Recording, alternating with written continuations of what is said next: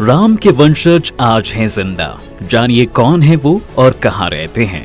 मित्रों, अयोध्या में जन्मे राम जी का इतिहास तो हम में से हर किसी को मालूम है, लेकिन शायद ही आपको मालूम हो कि सदियों बाद भी भगवान राम तो नहीं, लेकिन उनके वंशज आज हमारे बीच जिंदा हैं।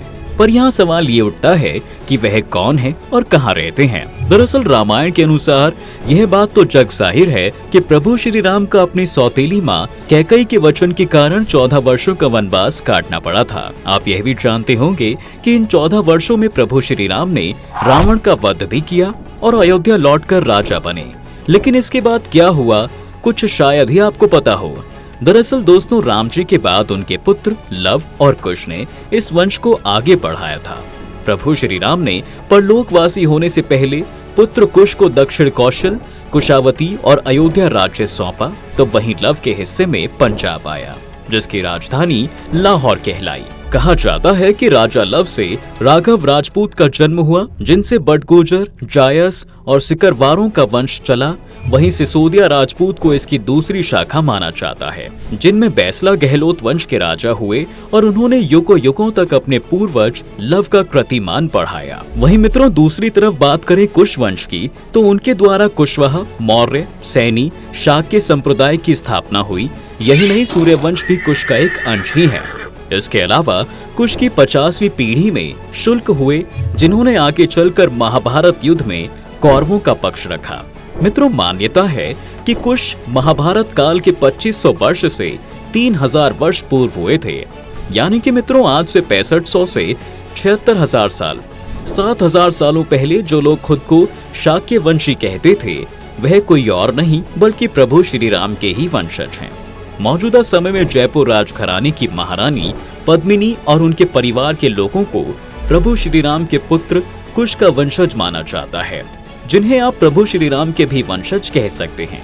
दरअसल एक इंटरव्यू के दौरान महारानी पद्मिनी ने यह दावा किया था कि उनके पति भवानी सिंह कुश के 307वें वंशज हैं। दोस्तों, इस राजघराने के इतिहास पर नजर डाली जाए तो 21 अगस्त 1912 को जन्मे महाराजा मानसिंह ने 3 शादियां की थीं और उनकी पहली पत्नी मरुधर कंवर से जन्मे पुत्र का नाम भवानी सिंह था।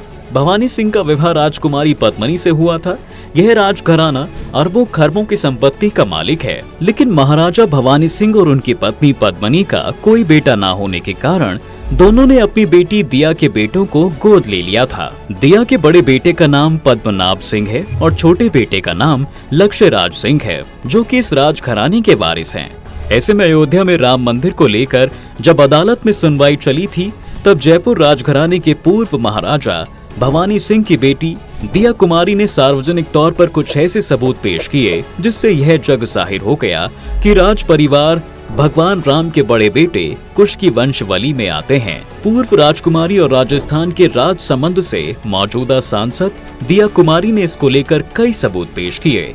उन्होंने कोर्ट में एक पत्रावली दिखाई, जिसमें भगवान राम के सभी वंशजों का नाम क्रम वर्ग दर्ज था। और हैरत की बात यह थी दोस्तों कि इसी वंशावली में 289वें वंशज में सवाई जय सिंह और 307वें वंशज के रूप में दिया कुमारी के पिता महाराजा भवानी सिंह का नाम लिखा हुआ है।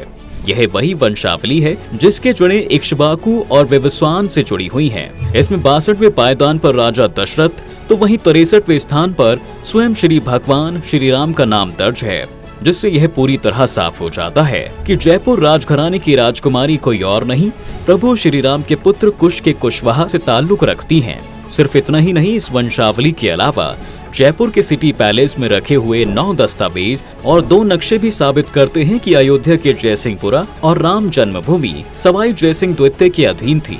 वहीं प्रसिद्ध इतिहासकार आरनाथ की माने तो अयोध्या के राम मंदिर पर अगर किसी का हक है तो वो जयपुर के कुशवाहा वंशज हैं। वैसे मित्रों, सिर्फ भगवान राम ही नहीं, उनकी तरह भगवान कृष्ण और पांडवों के वंशज भी आज जीवित होने का दावा करते हैं, जिसको लेकर समय समय पर खुलासा होता ही रहता है। तो मित्रों, आज के लिए बस इतना ही। अगर आपको ये वीडियो पसंद आई है तो इसे लाइक करके शेयर करना बिल्कुल ना भूलें। धन्यवाद।